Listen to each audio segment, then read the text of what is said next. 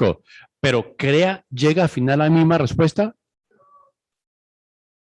¿Por qué? ¿Por qué hay tanto cambio desde que se genera la hormona, da la orden, hasta la parte final de la transmisión? ¿Por qué no es la misma señal?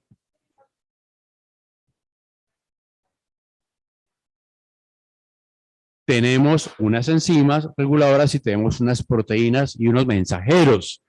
¿De acuerdo? Entonces, eso es como la orden del general que le da el mayor al capitán al soldado, y el soldado distorsiona todo. Entonces, lo mismo sucede, muchachos, en la forma como actúa la hormona sobre la enzima. La hormona da la orden a nivel sistema nervioso central y esta va bajando la transmisión nerviosa. ¿Por dónde? Por los sistemas nerviosos. Y llegan a los sistemas funcionales o los órganos para generar la respuesta que se aspira. Por ejemplo, si estamos hablando de una respuesta a nivel de hormonas sexuales, estimulación, tenemos la estimulación a nivel del sistema nervioso central, pero la respuesta puede ser positiva o negativa. ¿Me explico? Exacto. Positiva, tenemos la erección en el caballero. Negativa, la orden es la misma, el deseo es el mismo, pero no tiene la erección. ¿De acuerdo? La enzima siguió actuando. ¿Por qué no respondió entonces al estímulo de la hormona? Tenemos deficiencias, dicen por acá los doctores, los que están por fuera. ¿Qué opinan? Con el ejemplo que estoy dando. Sí, profe, tiene que haber deficiencia hormonal o alguna disfunción por ahí. ¿Y por qué no lo relacionamos bioequivalentemente o bioquímicamente? ¿Puede ser que no hay una conexión con el receptor adecuado? Ok. Acuérdense que si bien es cierto, toqué el ejemplo de la orden sexual, de la disfunción. Sí, hay unas ciertas patologías de atrofias, pero ojo, el mensaje fue el mismo. La enzima es la misma y la hormona es la misma. ¿De acuerdo? Simplemente que hubo el mensaje. ¿Por qué cambia? Porque la neurotransmisión no fue la más adecuada y el receptor no fue el propio para dar el complemento final del chisme. ¿De acuerdo? Lo mismo sucede acá. Entonces, eso es lo que surge de los neurotransmisores. Pasamos de hormonas a enzimas y ya tenemos unos componentes bioquímicos que se llaman neurotransmisores, que son los que se encargan de dar la puntada final del mensaje. ¿De acuerdo? Dime.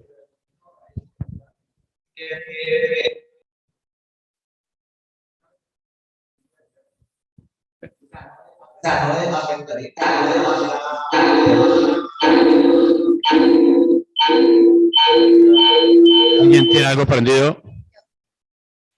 ¿Alguien? Ok, aquí un compañero pregunta que si eso no tiene nada que ver con también con los estímulos externos. Ojo, una cosa son estímulos externos, otra cosa es la estimulación hormonal, ganglionar y enzimática. ¿De acuerdo? Los estímulos, la orden es la misma y debe generar una respuesta química que es la erección. ¿De acuerdo? Pero si no hay erección, no solamente tenemos que pensar en atrofia o disfunción o que algo está funcionando mal fisiológicamente. Tenemos que pensar desde el punto de vista bioquímico que es que la neurotransmisión no es la más adecuada. No tiene los neurotransmisores ideales que permitan complementar y dar la estocada final del mensaje. Es ahí ya cuando se requiere, por ejemplo, de ayudas como la farmacoterapia, que ayude a complementar esa deficiencia o ayude a complementar el receptor adecuado, que veremos más adelante. ¿Listo?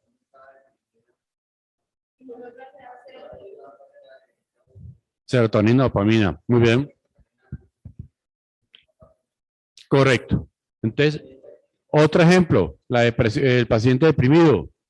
Hombre, tiene la secreción, tiene la orden, la respuesta sexual, pero como está bloqueado, se bloquea porque de pronto va a pensar, ¿será que sí, será que no? Ya esa transmisión se va perdiendo y los receptores se van deteriorando o no alcanzan la cantidad suficiente para completar el mensaje. ¿De acuerdo? Entonces, una persona que está deprimida tiene una deficiencia de serotonina. ¿Qué le mandan los pacientes deprimidos? Antidepresivos, como por ejemplo, a base de serotonina o dopaminas. ¿de acuerdo? Que ayuden a reforzar ese estímulo de conducción nerviosa. Muy bien.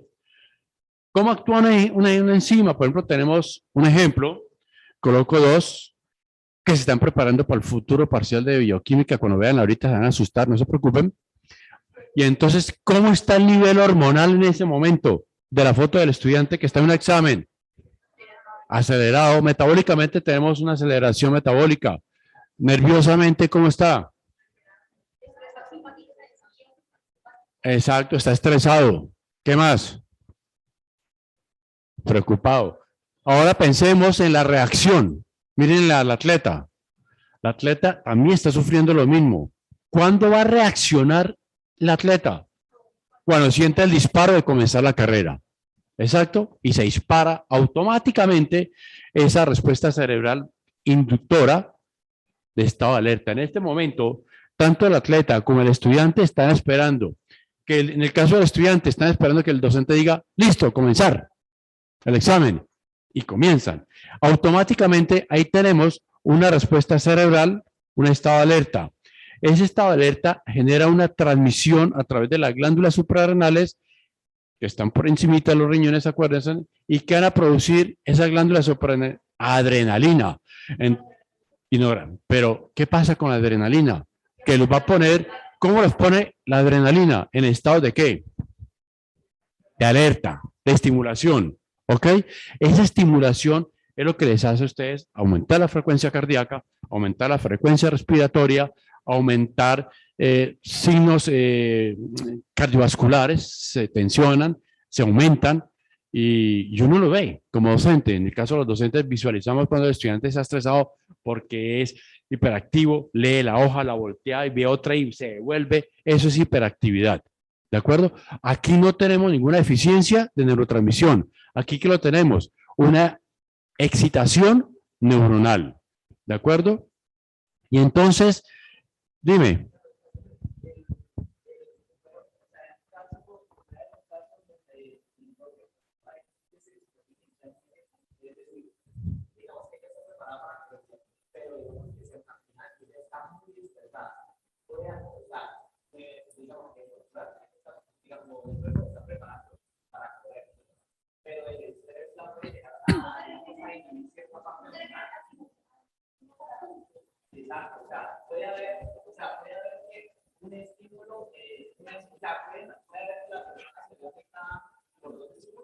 Sí.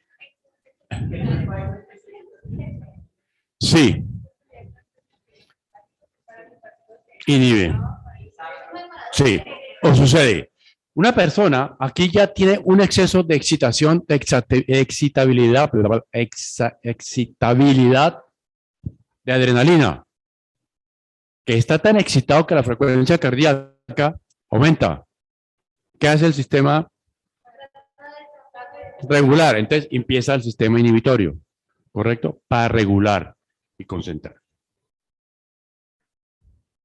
Ya entrando entonces en la especificidad hormonal, recuerda que yo les decía que las hormonas tienen unos procesos de especificidad y depende de la neurotransmisión y que a nivel de bioquímica, a nivel de medicina, los han interpretado de una forma de la unión geométrica, unión del encaje. Entonces tenemos el receptor, miren las hormonas son azulitas, ¿de acuerdo? Torrente sanguíneo. Oiga, ¿alguien tiene por ahí el micrófono abierto?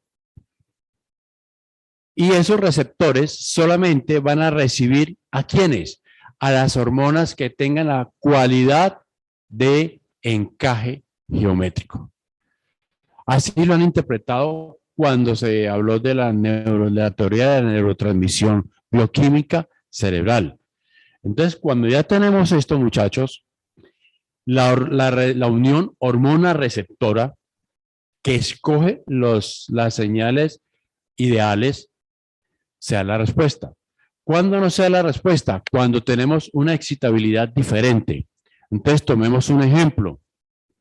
Paciente hipertenso, paciente que ha sufrido un infarto, llega a urgencias y durante el paciente en infarto tiene una baja frecuencia cardíaca, muy baja, que requiere aplicación de soporte vital básico inmediato.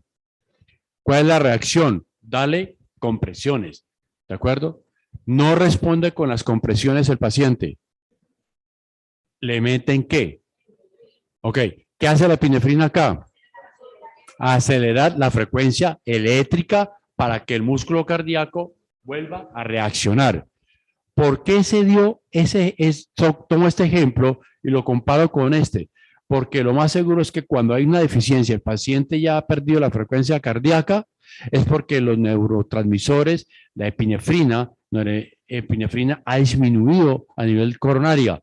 Y así le apliquemos una comprensión para estimular y que vuelva a reaccionar, requiere un refuerzo. Y es ahí cuando le aplicamos esa agujita chiquita a nivel cardiovascular.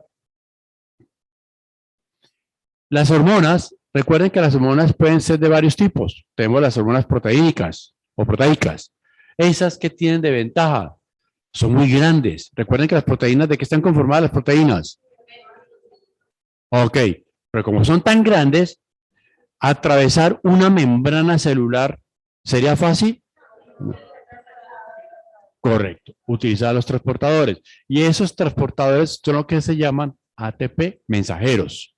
Los que ya ni, vean, no, ven, yo quiero entrar, pero venga, tenga este poquito y yo me quedo afuera y que ese poquito que logre entrar dé la respuesta total.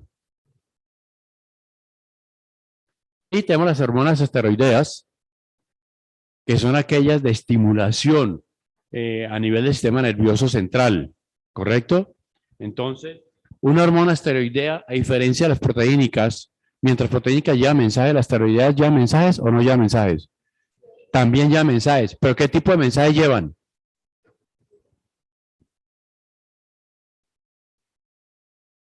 Mientras las unas atravesan la membrana celular, ¿estas a dónde llegan? Al núcleo celular, ¿de acuerdo? Entonces, si se estimula el núcleo celular, se estimula el total celular, del componente celular. Vámonos a nuestro ejemplo del paciente con infarto. La estimulación de la epinefrina, quiero que le pongan algo, ustedes analícelo, atraviesa los músculos cardíacos coronarios, atraviesa el corazón, llega al núcleo celular coronario, llamémoslo así, núcleo celular coronario, o llega al contenido celular coronario. Esas serían las proteínicas. Si llega al contenido, es proteínicas. Pero si llega al núcleo, esteroideas. Entonces, vuelvo y pregunto, analícenlo. En este momento, ¿núcleo celular o contenido? Esteroides, catecolamina. Al núcleo. ¿De acuerdo? Entonces, por ejemplo, muchos medicamentos antihipertensivos, su mecanismo de acción es excitatorio o inhibitorio, dependiendo del sistema digamos, dependiendo del sistema de eficiencia cardiovascular que se tenga. Entonces, hay medicamentos que inhiben las catecolaminas, que están a nivel coronario. Hay medicamentos que inhiben el sistema de epinefrina, la transmisión de epinefrina, porque hay demasiada, o noradrenalina, hay demasiada, ¿correcto? Hay medicamentos que se van a encargar de inhibir el sistema parasimpático para evitar la acumulación de los edemas. Recuerden que un paciente hipertenso, ¿cómo se caracteriza? Los pies hinchados, ¿correcto? Bien, entonces eso es lo que hace la diferencia entre las hormonas proteínicas y las hormonas esteroideas. Ese cuadro se los dejo ahí. Cada hormona actúa en diferentes partes del cuerpo y a su vez ese tejido, recuerden que cuando se habla de órganos diana o tejidos blancos son aquellos donde va a llegar específicamente la funcionalidad de la hormona y el receptor. Ahí están los diferentes, digamos, más conocidos. Ahorita les mando esto. Glucagón. ¿Por qué es importante el glucagón? Glucogénesis. ¿Y eso qué tiene que ver con los diabéticos?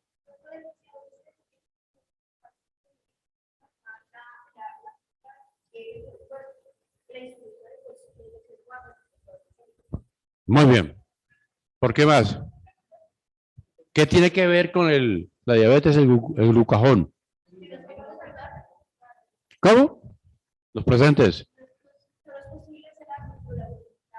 Requiere un refuerzo, una ayudita.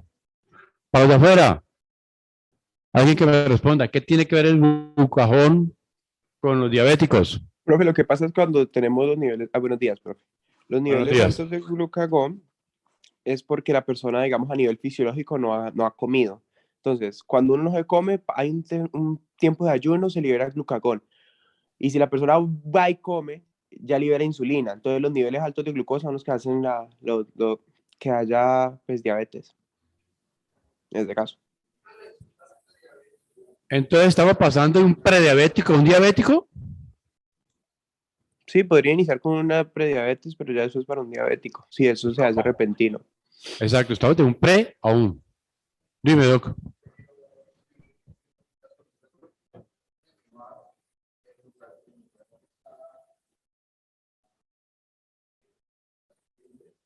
Correcto. Entonces, ¿qué tiene que ver?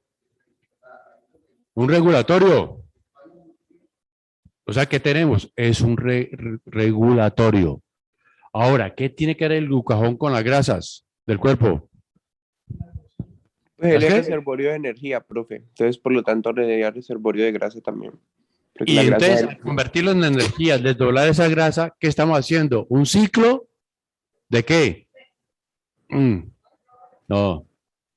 Estamos retomando la energía acumulada que está en las grasas. Acuérdense que la grasa es el sistema de almacenamiento también. Entonces, correcto. Entonces, ya con esto, ya podemos entrar en la neurotransmisión bioquímica. Y entonces, ¿qué es realmente esto? ¿Qué es un neurotransmisor? Una biomolécula. Y esa biomolécula va a tener unas características. La regula las neuronas. Entonces, esa gráfica ahí me encanta mucho porque es la comunicación entre la terminación nerviosa.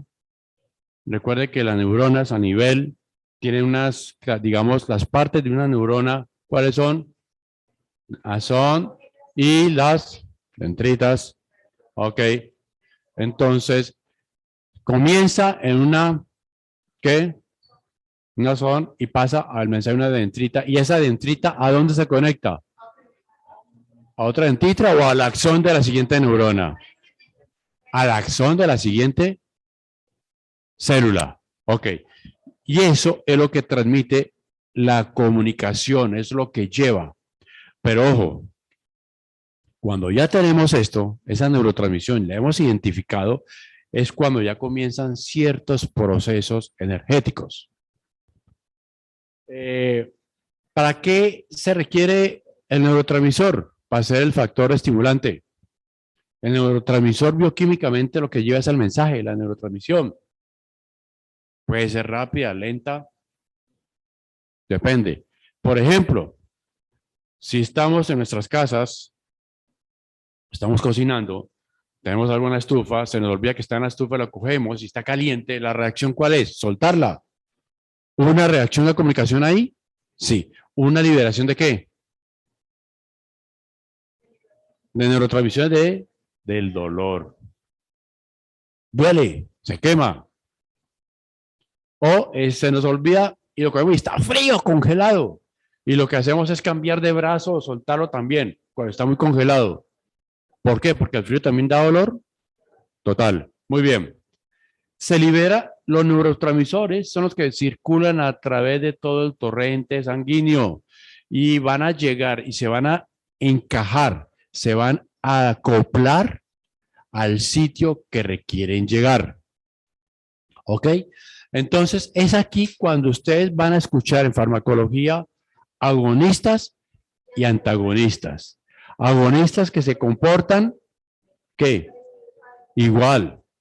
Y antagonistas es correcto, de la acción. Entonces hay medicamentos antihipertensivos, agonistas selectivos de la recaptación de serotonina, por ejemplo, que son a nivel del sistema nervioso, o hay antagonistas de calcio para el paciente hipertenso. Si digo antagonistas de calcio, quiere decir que la bomba de sodio, potasio, de calcio coronaria se ha habilitado o tiene demasiada excitabilidad y ¿qué necesitamos nosotros? Es inhibirla, regularla y por eso se manda un medicamento que se llama calcioantagonistas.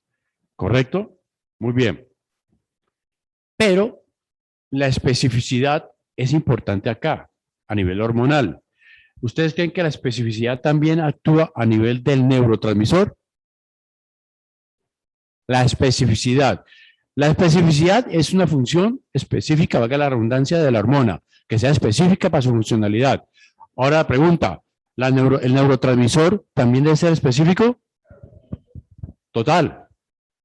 Pero, ¿qué pasa?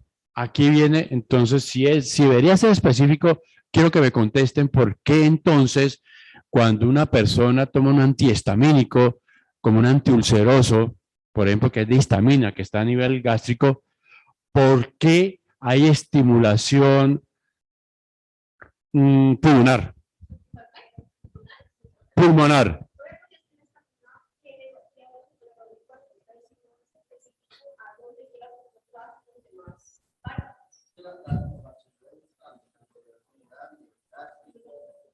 Pero entonces, ¿qué hace que funcione más a nivel gástrico que a nivel pulmonar?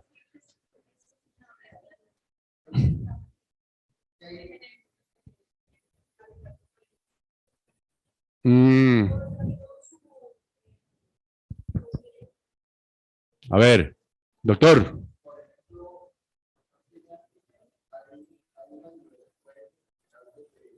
De histaminas, H2.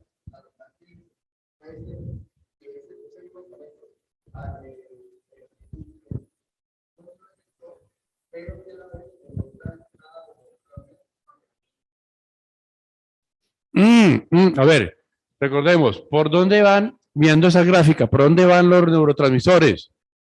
¿Por dónde circulan? ¿Cuál torrente sanguíneo? ¿Y la sangre a dónde llega? A otra parte del cuerpo. Pero cuando va a un receptor específico, como el caso de los antihistamínicos, la histamina, los H2, que es a nivel gástrico, ¿por qué hay estimulación pulmonar? Porque también los pulmones vamos a tener H2, pero en menor cantidad, menor proporción, que actúa a nivel gástrico y se cura los problemas gástricos, sí, pero tenemos estimulación bronquial. El ejemplo más claro, los medicamentos antihipertensivos, los medicamentos asmáticos, los bronquilatadores, los beta-2.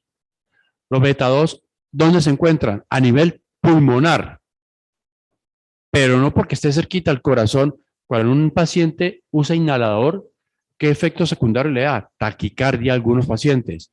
Correcto. Esa taquicardia es porque también se estimulan los beta-2 que hay en el corazón, que hay en mínima proporción, muy mínima, pero hay, se estimulan, ¿correcto? Entonces, sí hay especificidad de neurotransmisores, pero esa especificidad no es que sea al 100% como es la hormona. El neurotransmisor circula por todo el torrente sanguíneo y se puede depositar en cualquier parte de tejido. Por eso, entonces, es ahí cuando tenemos los efectos secundarios de los medicamentos, porque hay sobreestimulación de unas cosas. Ejemplo, otro ejemplo, el paciente, hablamos de corazón, hipertensivos, le mandan calcioantagonistas, no, inhibidores de la ECA, un tipo de medicamento. Tiene hipertensión, pero ¿cuál es el efecto secundario del paciente que toma inhibidores de la ECA? Se mantienen con tos. Le da tos. Entonces, ¿por qué le da tos si es un medicamento que va específico hacia el problema antihipertensivo coronario? ¿Quién me puede responder eso? Da tos. Porque tenemos en muy mínima proporción a nivel nasogastroesofágico incidencia de medicamento, de esos receptores. Entonces el paciente se controla el nivel antihipertensivo por la tos como un posible efecto secundario. ¿De acuerdo? Clozapina. Sí. ¿Qué pasa con ellos?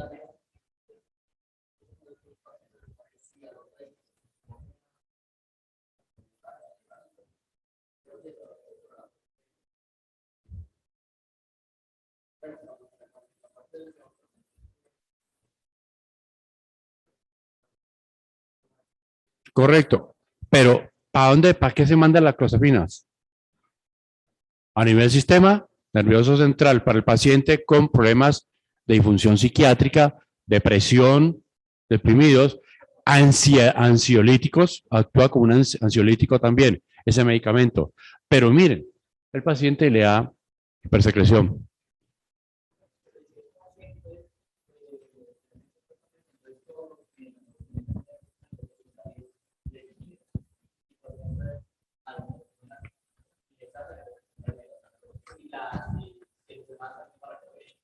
Sí, ahí es donde depende ya la constitución hormonal de la persona, la constitución física, las condiciones genéticas, predisposiciones genéticas, etcétera, etcétera. No, yo en una charla que hice hace algún tiempo es eso. Todo el mismo. En unos que otros. Todos tienen. Ok, muy bien muchachos. Entonces, ¿dónde se liberan los neurotransmisores? Sí. En las terminaciones presinápticas. Recuerden que la sinapsis, ¿qué es la sinapsis? La conexión, dos neuronas. Ok. Entonces, ¿cuándo se liberan los neurotransmisores? Cuando hay la comunicación en el espacio presináptico. Recibo el chisme y paso el chisme. En ese espacio es donde yo paso el neurotransmisor. Hago la excreción o secreción de esto. Entonces, muchachos, para poder pasar el neurotransmisor, el mensaje requiere ¿de qué? Proteínas. Y esas proteínas son las receptoras, y entonces tenemos dos componentes. Primero, acá la presencia de canal proteínico, y segundo, la presencia de que se atraviese y logre, no solamente lleve el mensaje, sino que atraviese la membrana, ¿correcto? Y atravesar la membrana implica romper los canales iónicos, o sea, los canales de la bomba de potasio, la bomba de sodio y cloro. Y entonces cuando se logra hacer eso, es cuando ustedes, los neurotransmisores, hablan de un segundo mensaje. ¿Cuál sería el segundo mensaje o el segundo mensajero? Es con un coadyuvante que va a dar, ¿qué? La respuesta frente al estímulo. Tomemos el ejemplo de coger algo caliente. ¿La respuesta cuál fue? Soltarlo porque estaba quemando. Automáticamente, ¿cuál fue la transmisión mensajera? Dolor. Y entonces manda el mensaje a través del sistema mensajero de que eso duele. Y eso codifica el sistema neurológico para que la próxima vez no vayamos a coger algo de la estufa. Y aquí están los famosos canales iónicos que les hablaba yo, que son las bombas de sodio y potasio, donde se inhiben, la liberación se estimula y que logre atravesar la respectiva membrana por la bomba de potasio, que la bomba de potasio solo reciba potasio, que la otra reciba solo sodio, y en algunos casos cloro, que también se recibe, ¿ok? Entonces, las neuronas identifican esa bomba, identifican el mensaje y coayudan al neurotransmisor a llevar bioquímicamente la sensación, la respuesta. Cuando ese segundo mensajero sea activado, ¿qué creen que sucede? Una serie de procesos bioquímicos. Entonces, los neurotransmisores, da la especificidad que le estoy diciendo al principio, muchachos, van a actuar en diferentes sitios. Entonces, tenemos 4 grupos: los que actúan con la acetilcolina, los que trabajan a través de las aminas, otros a través de los grupos de aminoácidos, y los que trabajan con el óxido nítrico. Entonces, ustedes en medicina, mucho más adelante, van a ver una cosa que se llama gases. Pruebas de gases, arterial de gases, todo eso. ¿Por qué? Porque los gases también están llevando mensajes químicos. ¿Cuáles son los mensajes que llevan a través del óxido nitroso? Sedación, respiración, bloqueo de ingreso y salida. Por eso se da la sedación. ¿De acuerdo? Sedación es medio, estar quieto a las cosas. Suspender y dejar en un estado límbico esa comunicación. No se está interrumpiendo, se está dejando en estado límbico. Ok. Entonces ahí tenemos Entonces, por ejemplo, la dopamina, ¿dónde actúa la dopamina? A nivel del sistema nervioso central. Cuando hay deficiencia de dopamina origina una enfermedad. Muy bien. Alzheimer, también.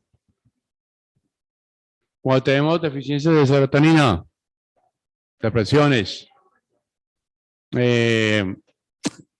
No se dice locuras, técnicamente, ya entienden, eso ya no se dice, pero se dice deficiencia de salud mental. Términos que hay que aplicar ahora. Epinefrina y norepinefrina a nivel músculos cardiovasculares, respiratorios. GABA. Muy bien. Ácido glutámico, aspartato, glicina. ¿Dónde creen que actúan estos? Los aminoácidos. ¿Dónde actúan este grupo de aminoácidos? Ácido gamma, aminobutírico, la glicina, ácido glutámico, el aspartato. ¿Cuál? Metabolismo. En cualquier proceso metabólicos que tengamos en nuestro cuerpo.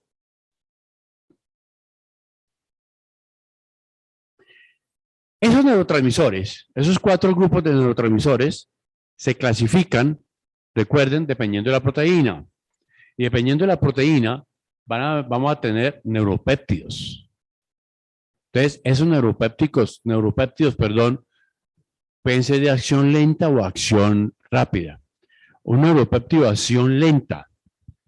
Por ejemplo, la depresión se podría considerar bioquímicamente hablando como una situación de acción lenta. El paciente puede estar deprimido por estrés, pero no se manifiesta. ¿Cuándo se manifiesta eso? Cuando estalla a llorar. Caso típico de la bipolaridad, que el paciente está tranquilo y un momento, y está muerto de la risa, y un momento a otro, así como estaba muerto de la risa, se pone muerto a llorar. A llorar. Eso es bipolaridad. Entonces, esa bipolaridad fisiológica es lo que sucede con la neurotransmisión. Puede haber sido rápida o pudo haber sido lenta. Entonces, aquí tenemos la tirotropina de crecimientos, la hormona luteinizante, la somatostatina, péptidos hormonales, beta-endorfina, prolactina. ¿Dónde actúa la prolactina? ¿Dónde se acuerdan? Ok. Caballeros, ¿hay prolactina en el hombre? Sí. Total. Muchachos, recuerden que todas las hormonas y todos los neurotransmisores los tenemos, hombre y mujer, pero en unos van a haber más que en otros, ¿correcto? Y viceversa. ¿Listo?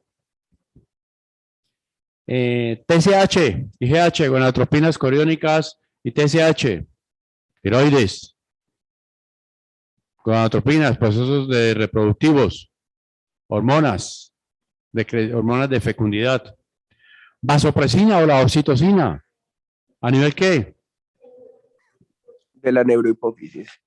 Muy bien, ¿y para qué nos sirve eso, doctor? La ADH es la antidiurética, por lo tanto la que ayuda a la retención de líquidos y todo eso. Y la vasopresina y la oxitocina es la que ayuda a la contracción del útero en el momento del parto, también ayuda a la inyección mamaria y también se han hecho unos estudios donde podemos evidenciar que la oxitocina está presente en el momento, digamos, del enamoramiento y en el momento también del acto sexual, precisamente por las compresiones, y también se encuentran tanto en mujeres como en hombres. Muy bien. ¿Cómo les parece, doctores, que este medicamento, la oxitocina, a ver, es con P, se me escapa, qué pena, doctores, se me escapó el medicamento, que es un inductor para el parto, pitocin, muchachos, el pitocin solamente es de manejo hospitalario, porque a nivel ilegal se utiliza como estimulador abortivo. ¿Sí? ¿Abortar? Sí, para hacer los abortos caseros, los abortos por ahí, simplemente aplicar pitocin. ¿Qué es el pitocin? Una jeringa, una inyección que secreta oxitocinas y que van a ayudar a estimular el útero y entonces... ¿Cómo?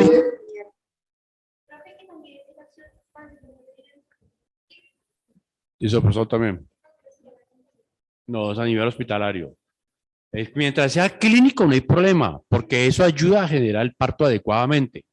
Pero cuando se usa ilegalmente, como es un estimulador uterino, las contracciones, ¿qué es lo que hace a nivel?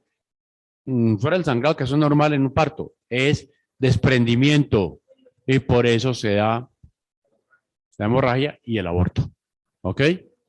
Pero en el momento del parto a nivel clínico, ustedes en algún momento van a aplicar pitocin porque de pronto la mamá que está dando a luz no tiene todavía una dilatación adecuada o si la tiene, la contracción uterina está diezmada. ¿De acuerdo? Y eso sucede por estrés muchas veces.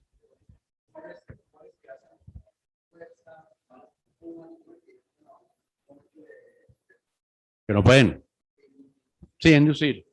Ok.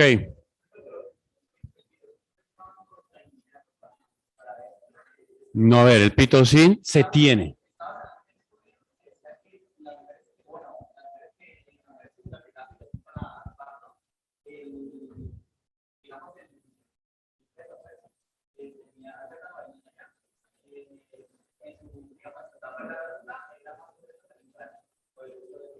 Bueno, no sabemos eso, todavía no tengo que compartir mi estudio que no lo conozco, pero a ver, estoy haciendo, atando cabos que aquí el compañero, el doctor propone que hay un estudio que me dice que el pitocin, que de quienes han usado el pitocin son pacientes que a futuro son migrañosos.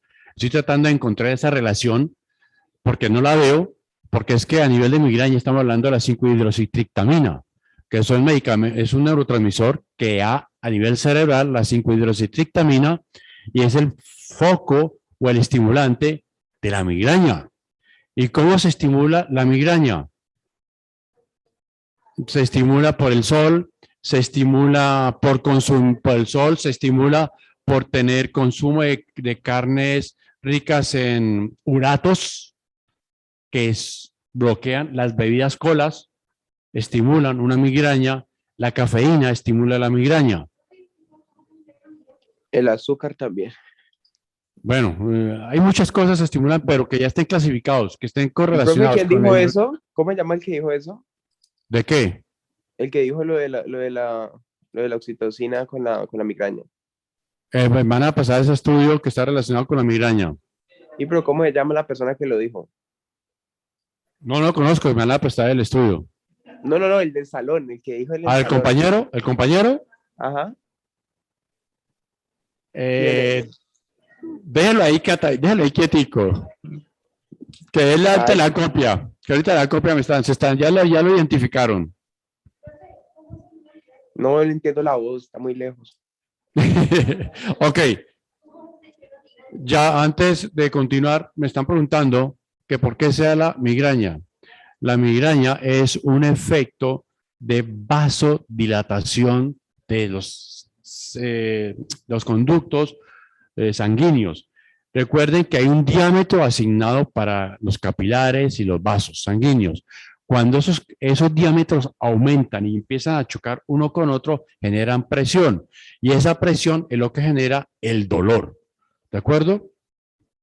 La migraña, a diferencia de una cefalea, se caracteriza por dos cosas. Mientras una cefalea es a nivel general, cefalea es dolor de cabeza, la migraña es unilateral, da en un solo lado, con signos y síntomas como son fotofobia, fonofobia, molesta el ruido, molesta la luz. ¿Cómo se manifiesta el que la luz le moleste? Cucuyos, estigmos. Cucuyos, yo le llamo cucuyos, como ver esa lucecita de diferentes colores. Ya, ok. Nixtaminox en algunos casos. El dolor no es opresivo, sino que es punzante, como un chuzo. ¿De acuerdo? Eso es la diferencia, doctora, entre una cefalea y una migraña. ¿Y qué hace que se dé eso? La disminución de los 5-hidroxitriptamina, que son los receptores cerebrales. Entonces, por eso, cuando tenemos deficiencia de esos receptores, hace que se dilaten los vasos sanguíneos. Y por eso duele. ¿Qué hacen los antimigrañosos? Suministrar para generar la vasoconstricción, volver a su estado normal y que la cefalea migrañosa desaparezca.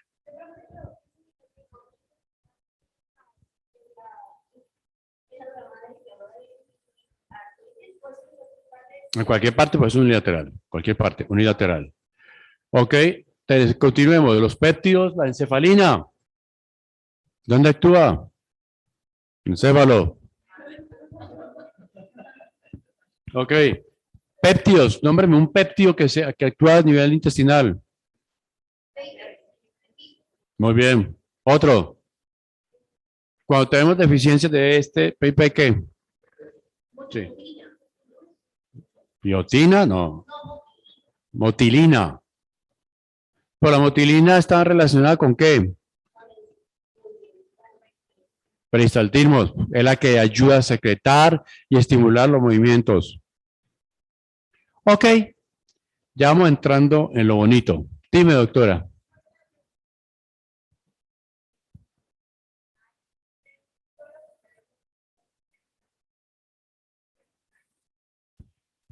Pero aquí me preguntan, para poder continuar, que qué diferencia hay con una cefalea tensional, que si los vasos sanguíneos se contraen. Una cefalea o una migraña es eso, una vasoconstricción, vasodilatación, perdón, de los vasos o tejidos sanguíneos, ¿correcto? Ajeno independiente, la característica es que en la migraña hay más liberación o inhibición de 5-hidroxitritamina, en el otro tenemos que estar la hidroxitritamina normal, pero hay un factor que también ayuda, que se llama coadyuvante, para que dé un factor como la tensión, un estrés, como un golpe, una liberación de antileucotrienos, que son factores determinantes de la inflamación. Por eso se da eso. ¿De acuerdo?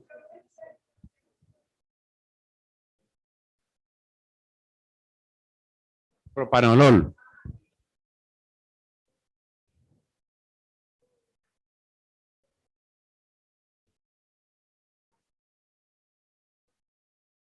Propanolol es un medicamento antihipertensivo cuya característica es originar una vasoconstricción.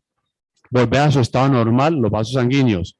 Entonces, si en los procesos cefálicos, migrañas, cefaleas, doctores, por favor, tenemos dilatación, el propanolol, que es un antihipertensivo, contrae para volver a su estado normal. No, simplemente, no, nada, es de reducción de la luz. Aceticolina, vamos a hablar de algunas propiedades, muchachos. No, hay muchos neurotransmisores, estoy mirando, separé algunos, sencillos de aprender.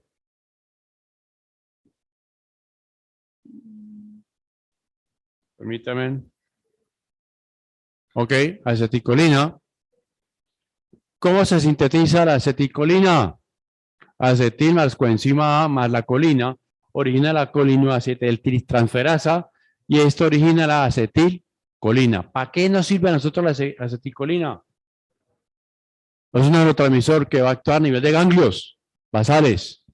Por ejemplo, ¿dónde más se ubican? En las motoneuronas periféricas. Cuando yo hablo de motoneuronas periféricas, estoy hablando de todas aquellas terminaciones que generan motricidad, movimientos a nivel musculoesqueléticos. Actúan a nivel del sistema simpático y parasimpático. Pues claro, la orden de movimiento, la orden de frenar, la orden de caminar. La acetico o la aceticolina es excitatoria. Es un neurotransmisor excitatorio. Entonces, un atleta corre los 500 metros, saltos, ¿puede tener estimulación de aceticolina? ¿Cómo, doctora?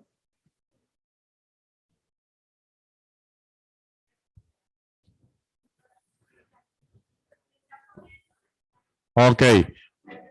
Total, los compañeros de afuera escucharon, los de afuera me pueden decir, ¿un atleta tiene estimulación de aceticolina?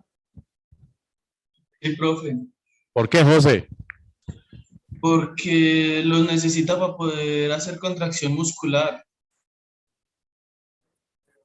Pero, doctor. Y la producción de energía. La aceticolina y simpático se encuentra. Recuerde que pueden haber, es solamente parasimpático, pero también recuerde que hablamos, José, permíteme, José, no es que esté ubicado como lo está explicando José, simplemente es que va a ayudar a la estimulación del movimiento. Recuerde que la aceticolina tiene que ver con los movimientos. ¿Listo? Ahora, a nivel del sistema parasimpático y simpático, ¿quién da la orden y quién la ejecuta? ¿El simpático o el parasimpático? ¿Simpático qué da? La orden. ¿La orden?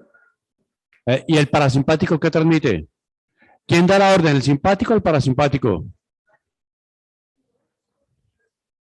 Cuando ustedes sacan una comunicación neuronal, se transmite el mensaje. Sí. Correcto. ¿Quién da la orden y quién ejecuta la orden? Ok, una acción motora.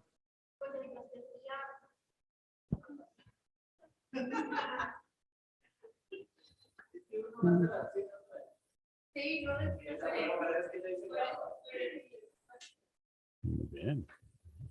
Y entonces, ¿qué hace la aceticolina? ¿Inhibir o estimular? Estimular. ¿De acuerdo? Dime. Pero no a nivel involuntario. Sí. Entonces, por eso un atleta cuando corre, ¿cómo termina? No, pero es que se queda mamado. ¿Cómo termina? Bioquímica y cardiovascularmente. ¿Qué más? ¿Cómo está? Ya. ¿Cómo están los músculos del sistema motor? ¿Cómo termina? Con contracciones musculares. La norepinefrina empieza con tiroxina, se hidroliza, pasa a la dopamina, se descarboliza, nuevamente tenemos la dopamina, se hidroliza y origina la norepinefrina, que a través de un proceso químico llamado metilación origina epinefrina. ¿Para qué nos sirve?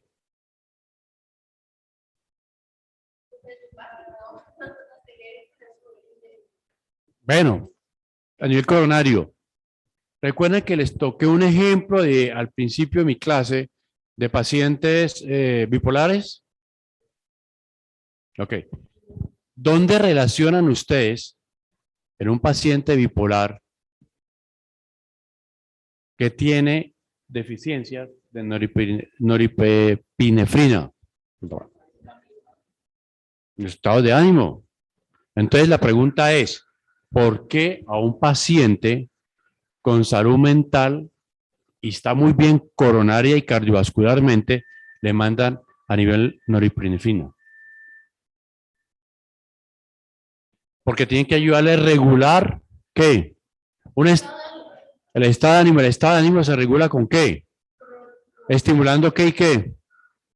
Para que una persona como ustedes que están de buen estado de ánimo, los presentes y los que están ausentes, que están en buen estado de ánimo, ¿cómo creen que está su sistema de serotonina, dopamina? ¿Cómo? Oh. Tú estás bien ahí, ¿no es cierto? Aparentemente. Ok, estás así. Ok. Si te pararan, tú estás aquí, te paraste para allá. ¿Qué te hizo pasar de este pupitre allá? Porque fue a cargar el celular. No. ¿Qué sensación, qué te hacía falta? ¿Qué pensaste inmediatamente?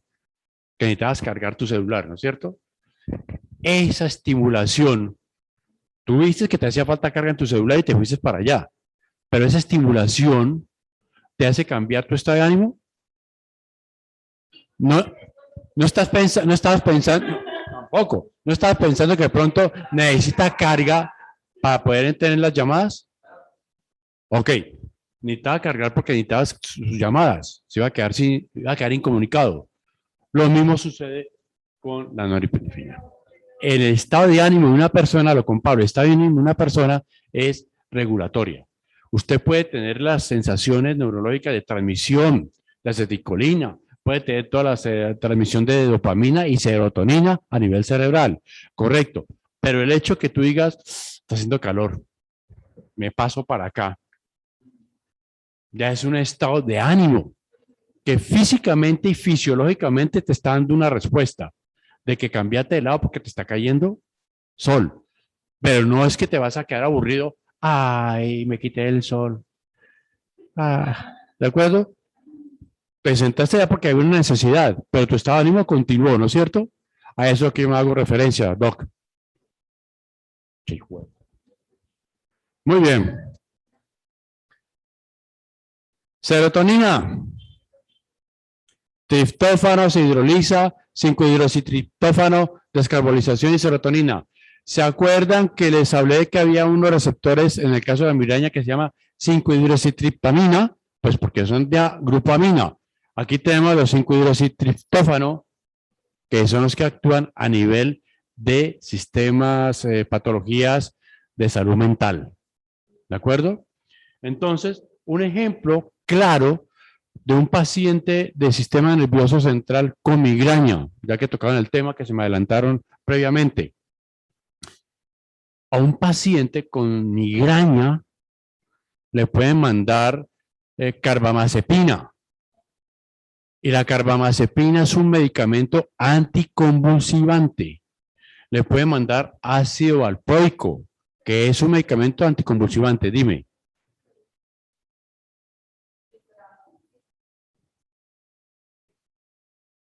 ¿Cómo, mija? No te escuché al principio. No. Me pregunta una doctora acá presente que en el ejemplo que estoy dando, si eso depende del grado de concentración de la migraña. No, la migraña es una hijo de madre migraña.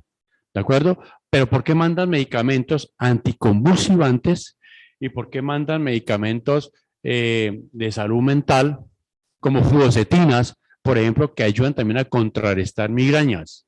Y la fluoxetina es un medicamento para el estado del ánimo, ¿de acuerdo? Para depresión, porque simplemente sus receptores tienen afinidad a los 5-hidroxitriptófanos y por eso ayudan a regular la sensación de dolor. ¿De acuerdo? Entonces, no todos los medicamentos que ustedes van a conocer en farmacología siempre van a tener dos características bioquímicas, una indicación principal y una secundaria.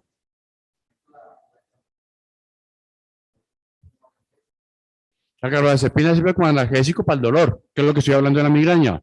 ¿Qué es lo que se busca en un paciente migraña? Es una acción anti. Correcto. Lo que acabo de decir, anticonvulsivante, pero es acción analgésica para calmar el dolor. ¿De acuerdo? Sí, la carbamazepina es para controlar las convulsiones, específicamente epilepsia. Eso hace que entonces tengamos dos indicaciones, primaria y secundaria.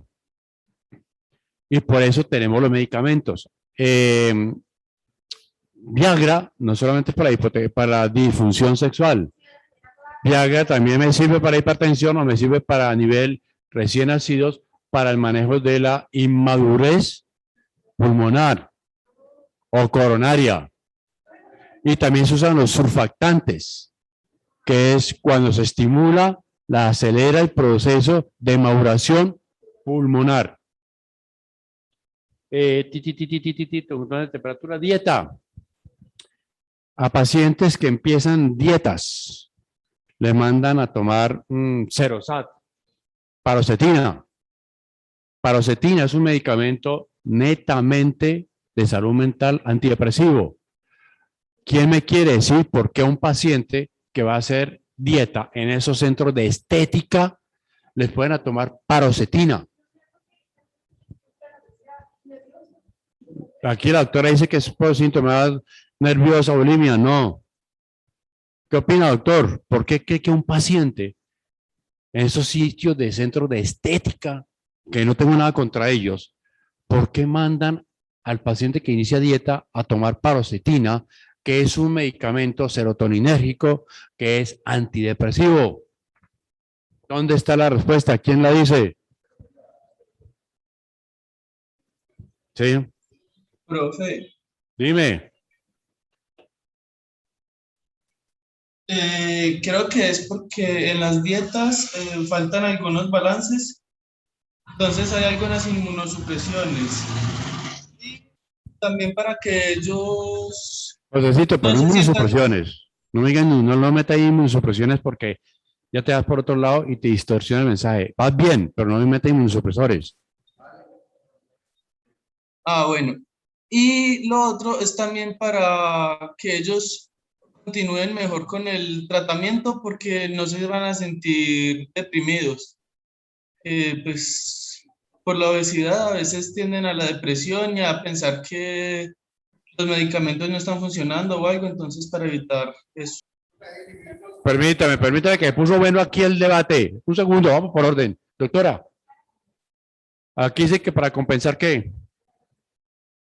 Los alimentos que le están quitando. No, pis.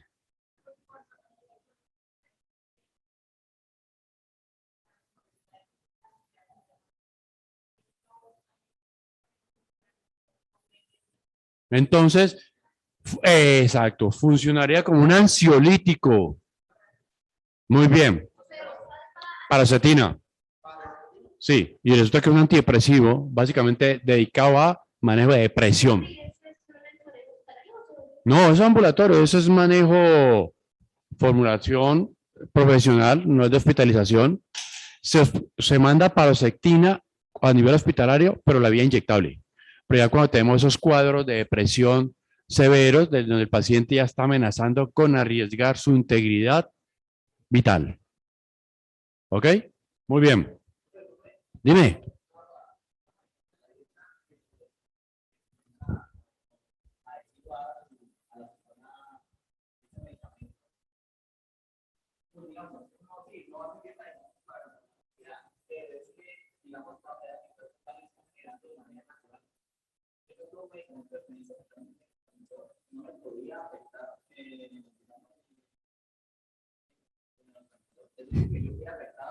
No. No. Para evitar lo que propone el doctor acá, que si una persona que empieza a tomar el medicamento puede quedar afectado después, es una cosa que se llama escalonamiento del medicamento. ¿Qué es el escalonamiento del medicamento? Hablemos del sistema nervioso central, hablemos de la serotonina. Doctores, el paciente, tiene un paciente, le llega a ustedes un paciente, siguiente cuadro clínico, llega un paciente con un cuadro depresivo, estudiante de la Universidad de Santiago de Cali, porque va rajada en bioquímica, y entonces llega al consultorio con tendencia a tirarse del quinto piso, cortarse las venas, ¿de acuerdo? Y entonces le mandan un antidepresivo, y entonces comienza escalonadamente con fluoxetina, que es más sencilla, ¿correcto? La paciente, la estudiante, se toma la fluoxetina, pero a los 15 días regresa, pero ya temblando, porque se está acercando el parcial y no ha entendido un soberano, pero entonces sigue con la idea de su tendencia a tirarse y cortarse las venas. Entonces se la cambian a paroxetina. Para evitar lo que el doctor me propone, que eso puede generar un efecto secundario, se hace escalonamiento. Si está tomando una tableta de fluoxetina, entonces durante la primera semana se toma la mitad de esa tableta y empiezan a darle la mitad de paroxetina. A los 15, 20 días le quitan a un cuarto y le suben 3/4 de la paroxetina. Y al mes le han quitado el primer medicamento y ya se toma la tableta entera. Así se evita esos efectos que llaman efectos de rebote farmacológico que tienen que ver con la farmacocinética y la farmacodinámica del medicamento. Y entonces así se evita que la serotonina no presente efectos de rebote. ¿De acuerdo? Por eso manejar la bioquímica, sistema nervioso central, es importante.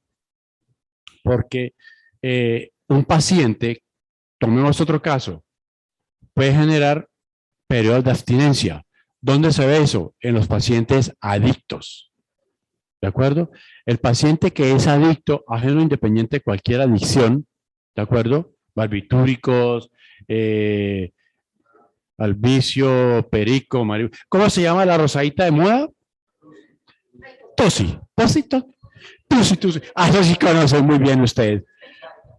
No, ahí me han contado que en las discotecas venden eso, ahí me han dicho. Sí, uno vende de todo. Uy, ¿dónde? ¿Dónde? Ok, ok. Entonces, ¿qué sucede con este tipo de personas? Que porque cuando les cortan abruptamente genera el periodo de abstinencia. Por eso a las personas de adicción no se les debe cortar abruptamente el vicio, el medicamento para controlar esa ansiedad.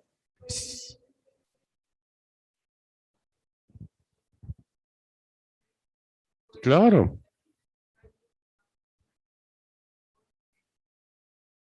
correcto, para que van bajando esa ansiedad y van disminuyendo. Eso es lo que se llama titular el medicamento.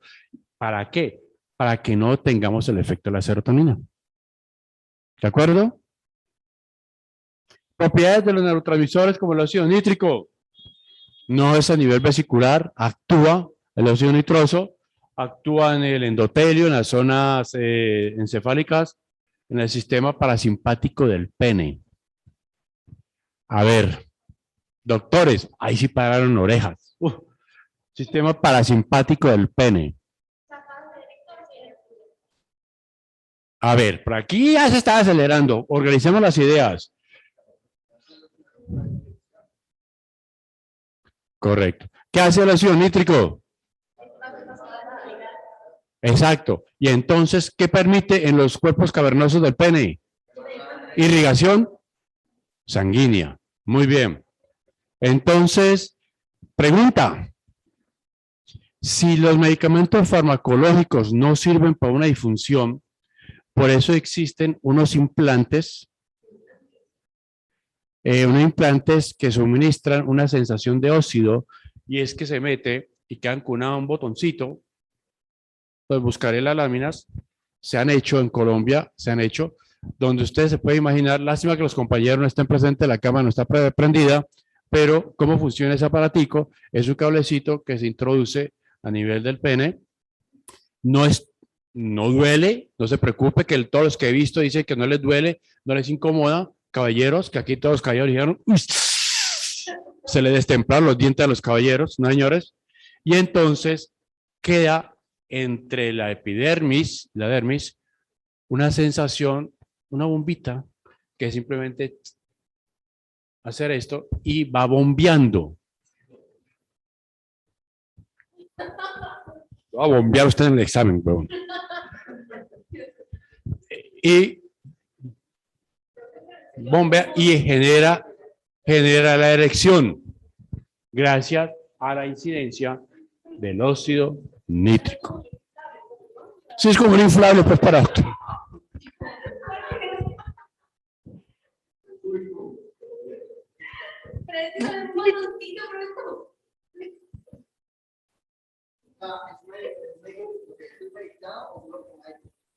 Es medicado.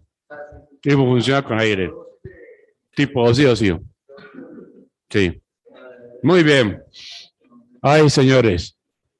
Por consiguiente, la disfunción sexual, la disfunción del pene con óxido es una deficiencia también de óxido nítrico, fisiológico. Entonces, ¿qué suministra esos potencializadores sexuales?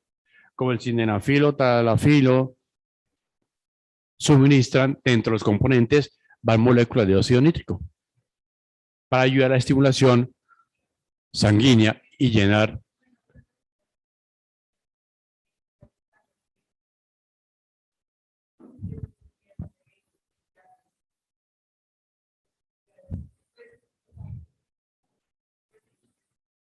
Sí, los componentes del sildenafilo es eso, tiene óxido nítrico. Coronaria. No, el efecto secundario es que todos se quejaban. Todos se quejaban. Todos se quejaban.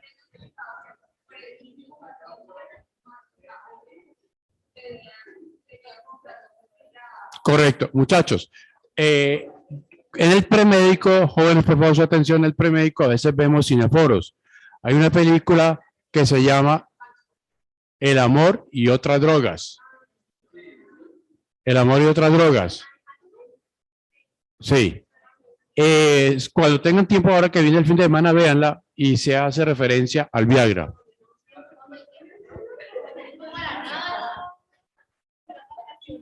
Bueno, Referencias bibliográficas que se ha tomado, que hay que mostrarlas. Claro, sencillo, entendible, que entonces empezamos con hormonas y la transmisión, ¿quién la ejecuta realmente? Los neurotransmisores. Ya definimos que las hormonas controlan, regulan el metabolismo o son los neurotransmisores o las hormonas controlan ambos. Ambos. ¿Y los neurotransmisores qué son? ¿Qué son los neurotransmisores? Los componentes químicos que llevan los mensajes a través de la información, ¿a través de qué? De la sinapsis celular. Y que esa sinapsis celular ocurre ¿en dónde? Donde haya cualquier tejido vivo, total. Sí, en cualquier célula. Nosotros tenemos las reacciones en cualquier lado del cuerpo. ¿De acuerdo? Pregunta para finalizar. ¿Ustedes creen que la estimulación basal, llamémosla así, bioquímica de las hormonas sexuales están única y exclusivamente en los órganos sexuales? ¿Dónde pueden estar esas hormonas estimuladoras?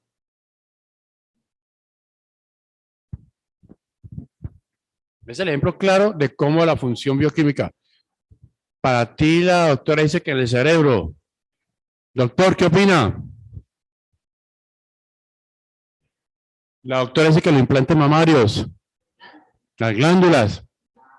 ¿Dónde, doctoras? Doctores.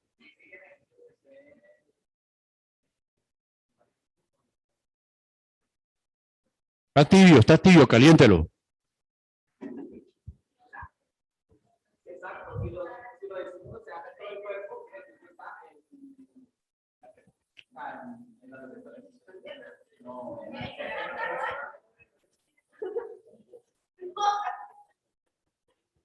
Doctor. A ver, para de afuera. Solamente es la estimulación bioquímica de la neurotransmisión ocurre, es única, exclusivamente por los órganos y los órganos sexuales y las hormonas sexuales. No, ok, estoy de acuerdo, no, listo. No. ¿Dónde están el resto de cosas, el resto de estimulantes?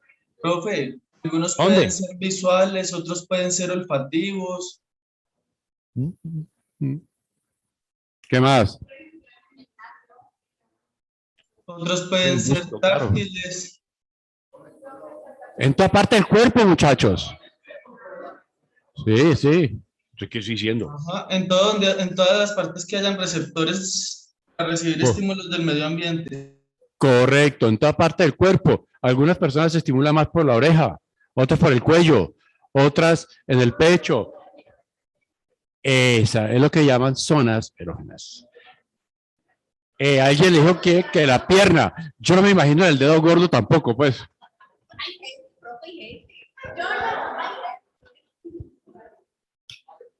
Ok, el pez muere por la boca. José, muy bien. Así a grosso modo. Feliz día, feliz fin de semana. Descansa del puente, estudien, pregunten al que sabe. Y un favor, José. José. Sí, profe. Prendan la cámara, muchachos. Que nos están auditando y que no están saliendo en las fotos en la cámara. Eso llegó un comunicado a todos los docentes que los estudiantes están durmiendo y prendan la cámara, que no sé qué. Préndeme la cámara. Creo que sí. Yo la escribo ahorita. Sí. De aquí. José, ¿me estás tomando afuera? Doctor Ryder, muy buenos días. Buenos días, profesor. Ajá. A ver, muchachos, prendan la cámara, que después me levantan. Cristian, ¿cómo me le va? Que después me levantan a mí el... Que mire, usted debería dar ejemplo. Sus profesores no lo hacen, si no lo hace el director menos usted. Entonces, eso me cogieron por ahí. Valentina, ¿cómo me le va? Doctora Valentina, muy buenos días. Vanessa Cano, muy buenos días. Muy buenos días, Francisco Luna, buenos días. Daily, muy buenos días. Doctor López, qué pena, lo desperté, me mueve la vergüenza. No se le nota. No, profe, ¿cómo así, hija? Si tiene la pijama puesta, qué pena. No. Daily, qué pena despertarla. Doctor Carlos Alberto, muy buenos días. No, no. Ah, espera, espera. Samantha, muy buenos días. A ver. José, ya sabe cómo se hace, ¿no? Abre ese team 2, 3 y al interno. ¿Quién está dormida? Isabela García, prende la cámara. Isabela García. Está Profe, dormida, está ¿no? prendida. Tiene los ojos hinchados, ¿no, Isabela? Juan Esteban, qué pena despertarlo. Muy bien, ya le mando la presentación. Muchas gracias. Tomen la foto. Vamos al interno. Feliz fin de semana. ¿Y usted? Sí. Bueno, ahorita le mando eso. Eso tiene que pagar por escrito. Gracias, muchachos. Que va bonito.